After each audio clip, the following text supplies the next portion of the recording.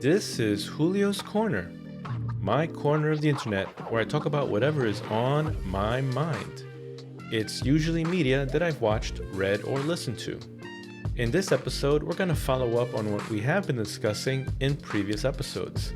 This episode is being recorded on Sunday, May 31st, 2026. And welcome back to the show. As always, soy Julio de Nueva York. And here we are. Nothing really new in this episode. It's more of a recap episode, so to speak. Starting with Kindle ebooks. So I finished downloading my library for the most part, I believe.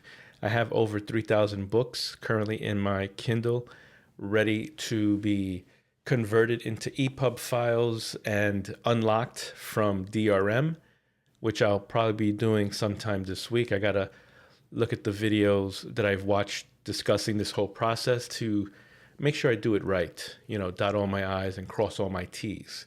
But yes, that's gonna be the next step, converting those ebooks and then unlocking the device itself and freeing myself from the Amazon Kindle ecosystem and go from there. The next step after that will, of course, be going over those, all the movies and TV shows that I've, bought licenses to. I didn't actually buy them because you don't own digital media that you buy from the publishers. You only own licenses to your copies. So, I need to free myself from that little loophole that they have on me that I didn't really think of back when I bought them. So I want to make sure that I have, a forever copy of that, of those things as well. So I need to make a little database to make sure that I am not cut off from that. And of course, the other thing of self-improvement, learning Spanish, aprendiendo español. I have been doing the Rosetta Stone, at least one lesson a day, sometimes two. And of course, watching La Baby Sister. I'm 30-something episodes in.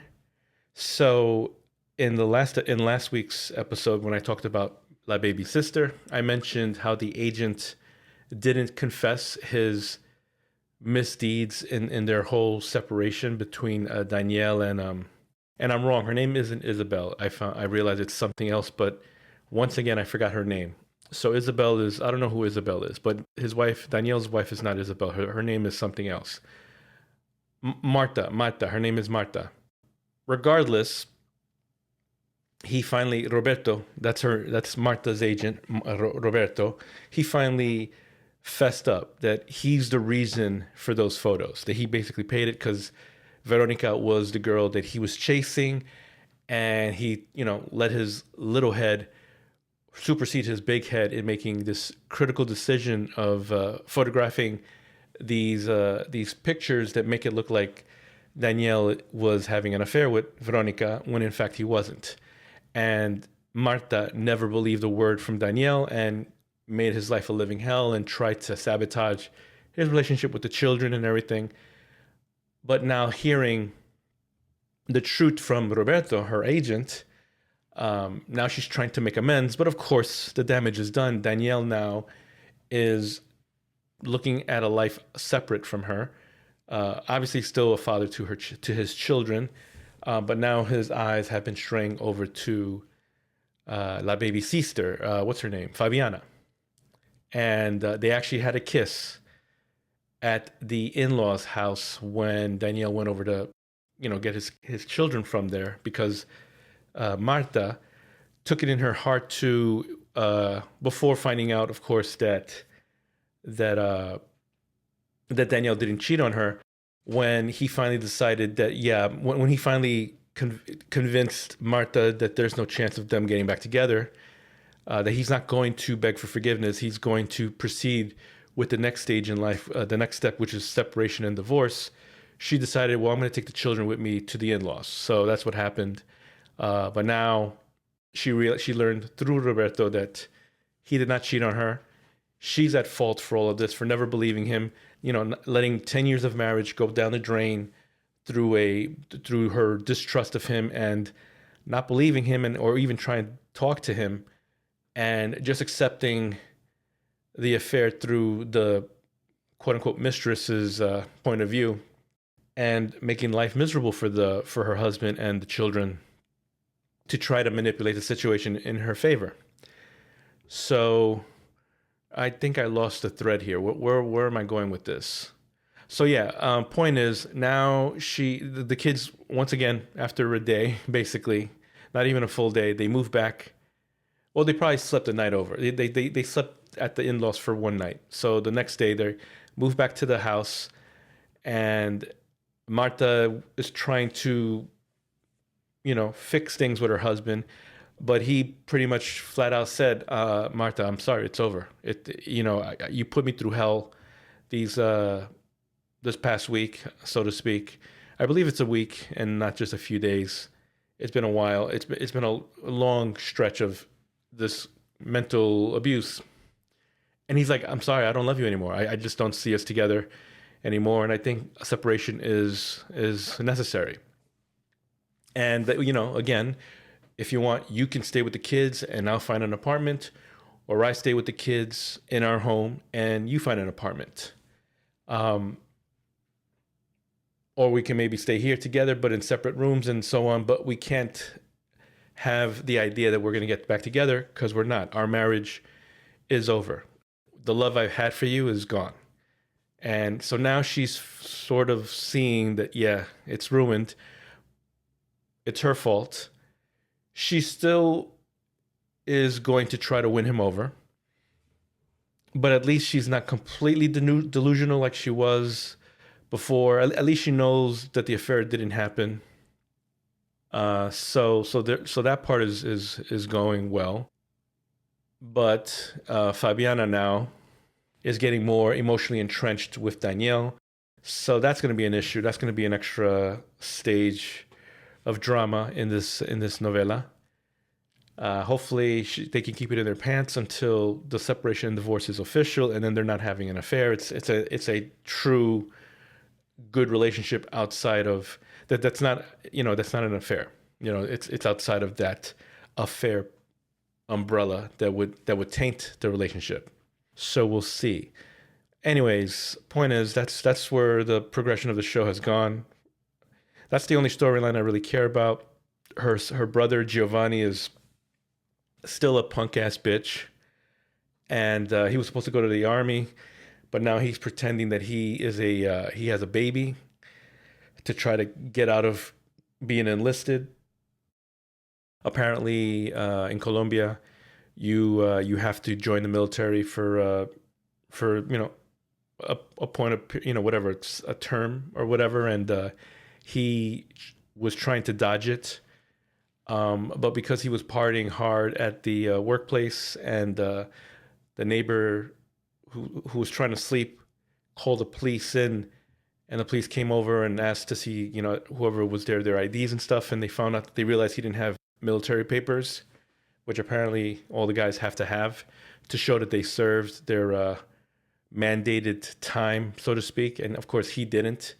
So then he got dragged to the military base, and he spoke to somebody there who also got enlisted, who told him all the loophole to help him get out of it. So of course he's doing that. Meanwhile, he doesn't even have a job. He just wants to be treated like he wants all the perks of adulthood, meaning he can do whatever the hell he wants, but he doesn't want the responsibility of work, debt, and taking care of stuff. Like, he wants to be taken care of and pampered like a child, but the freedom of an adult, which, I mean, that's not realistic.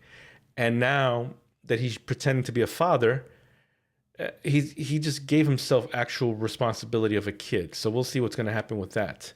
Meanwhile, Veronica, the quote unquote mistress, now that she knows that her plan has blown up because Roberto finally told Marta the truth, and so they're quote unquote back together. According to Roberto, they're back together, not realizing that even though we resolved one issue about Nadine not committing adultery, that didn't actually fix the relationship, because Danielle is ready to move on. But of course, Roberto doesn't know that part at the point that he's talking to Veronica.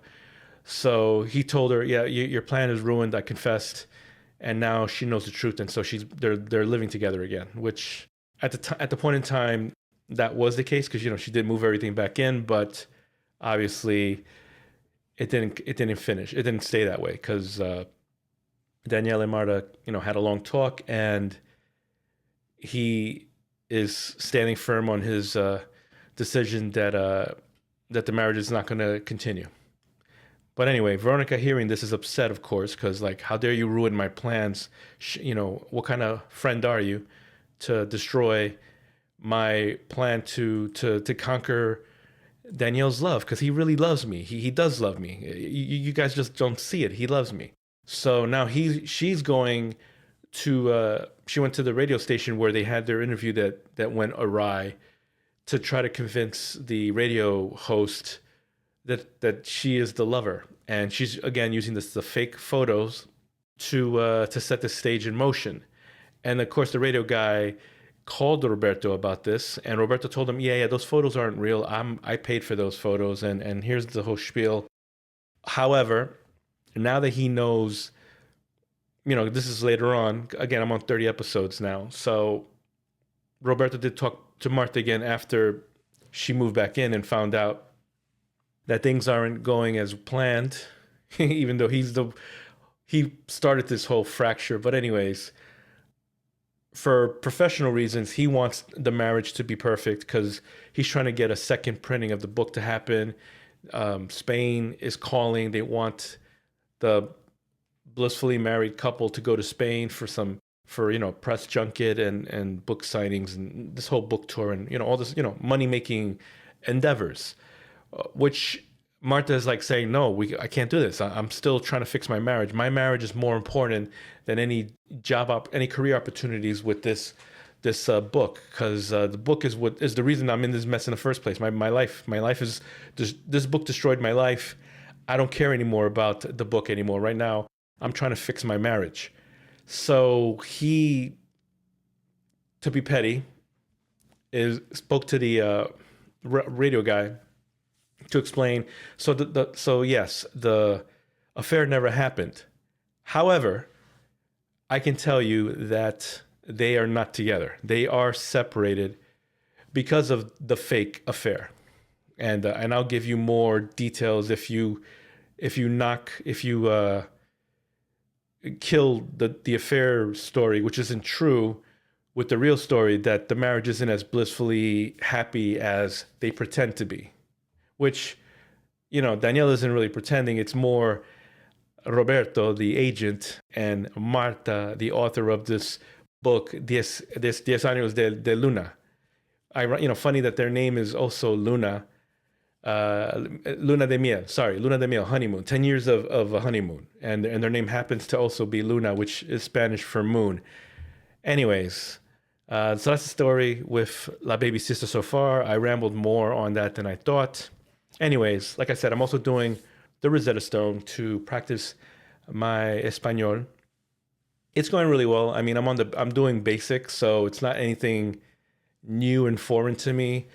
Trying to read is a little bit of a struggle, but not really, because again, it's like basic 5-year-old Spanish. My pronunciation of a lot of words is not as good as it can be, because again, I'm not fluent in Spanish, but at least I know the words themselves. Like listening to the Spanish speaker, the narrator, is easy for me. Me trying to repeat with the same accentuations and pronunciations is not as good, but I'll get there with practice. I think, of course, watching La Novela helps a little more because, again, listening comprehension is for me, my listening comprehension is more proficient than my ability to speak and read. However, that being said, La Baby Sister, of course, you have people from El Barrio in this show, so you have different class systems here. So there's a lot of slang and a lot of bad spoken Spanish in La Novela, which makes sense because think about it. from an English speaking point of view, right? I'm here in the US. My English is different from England English, right? And also, of course, slang in England is different from slang in the US. And also, slang from different parts of the US is different. And also, different levels of intelligence changes. Accents, of course, are also different. There's different accents in Spanish as there is in English. And also, this show is from 2000, right? We're in 2026. Slang has changed in the last 20 years, as in all languages. So, whatever slang terms I may learn from this novella obviously may be outdated now. Like, for instance, slang from in English from 2000 isn't really hip or modern now. So I can't think of any slang off the bat because I myself don't really speak in slang. So speaking properly is more of what I want to learn to do, period, end of story, because I'm not really, I don't speak slang wise. I speak proper English anyways. So speaking proper Spanish also is more my speed, what I want to learn to do. But it's just it's an interesting observation about that I've made while watching the show in comparison to what I'm listening to on Rosetta Stone, or it's because Rosetta Stone is proper formal Spanish, and yet I'm hearing improper Spanish spoken in La Baby Sister, in a lot of the interactions with the characters from the show, depending on who is speaking. But even with the quote unquote upper class folk, like with the guys, with Danielle and his friend, whose name escapes me, his friend speaks a lot more slangish, in more slang speak because of well, he's a womanizer as well, so he's always talking about sex and trying to get women, even though he's married with kids or whatever. Danielle does speak more proper. So when he's speaking to other more proper spoken folk, it definitely is different than when he's speaking to his friend and so on. But it's definitely interesting observation that I've made from a learning perspective. Whereas if you live in it, it's not all that odd or novel because yeah, that's the way it is, especially with myself in English when speaking English to people, right? However, I speak to the people around me. Some speak proper, some don't speak proper, regardless of how I speak, and yet that's how we engage in conversation, in interactions, and so on. Anyways, what else do I want to talk about? We're at 20 minutes. It might be a little less than that. I don't expect this to be a long show because, again, I'm just recapping things that I've discussed over the last few episodes. So, yeah, Farscape. I'm watching the show. I'm on season 3 now with the show itself, with the rewatch, and with the podcast, So Farscape. So now, this many episodes in with the podcast and the show, they're not British, or maybe they are. I don't know anymore. I know that they currently live in the Netherlands. So one of the guys might be from the Netherlands and another person might not be from the Netherlands but lives in the Netherlands, but they of course speak English, which again comes back to what I was saying last episode. If I want to move to Europe, and English is obviously spoken in a lot of places, and obviously these English speaking folk are living in the Netherlands whose official language is not English, and yet here we are in the Netherlands with 2 hosts speaking English, making an English podcast, and yet they live in the Netherlands. So maybe K is actually Dutch, because Kaka is Irish. He's actually a mix of Irish and Pacific Islander. So that's what made me also think Australian, right? Because there's a lot of there are Aborigines in Australia. There are Pacific Islanders in Australia because it's in the Pacific, right? And he's a mix of Pacific Islander and Irish, which, of course, at one point, Australia was a penal colony for the UK. So they sent their undesirables there of Irish and English descent. which was what made me think he was Australian. So then, but then later episodes made me think that no, that he's Irish. He's from the UK because he's Irish. But his accent, I can't quite pick it up where it's from. Like his accent isn't like I said a few episodes back. His accent isn't. I thought it was Australian because it sounded more Australian to me than from the UK. Definitely not Londoner or Cockney, which are the two that I know, that I'm more familiar with, I should say, from British shows that I've watched. The other guy has his accent is definitely sounds more UK British to me, but again, not Londoner. So maybe again, I can't think of different accents because I'm not that much of an Anglophile that I know all of them.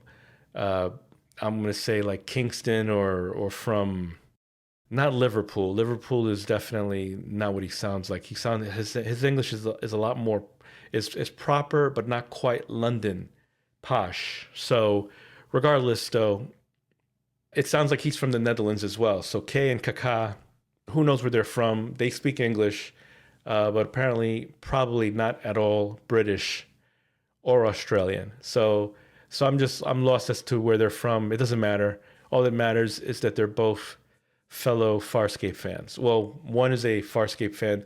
The other one is a fascinated first timer. So that's been this past week for me. And that wraps up the show. If you have any questions, comments, or any thoughts you'd like to share, you can reach me by clicking on the Contact Me link in the show notes. If you're feeling extra generous, you can click on the donate link in the show notes and send some money my way. This show is licensed under Creative Commons Attribution 4.0 International License. This means you can share this episode, remix it, do whatever you want. Just say where you got it from. And as always, thanks for listening.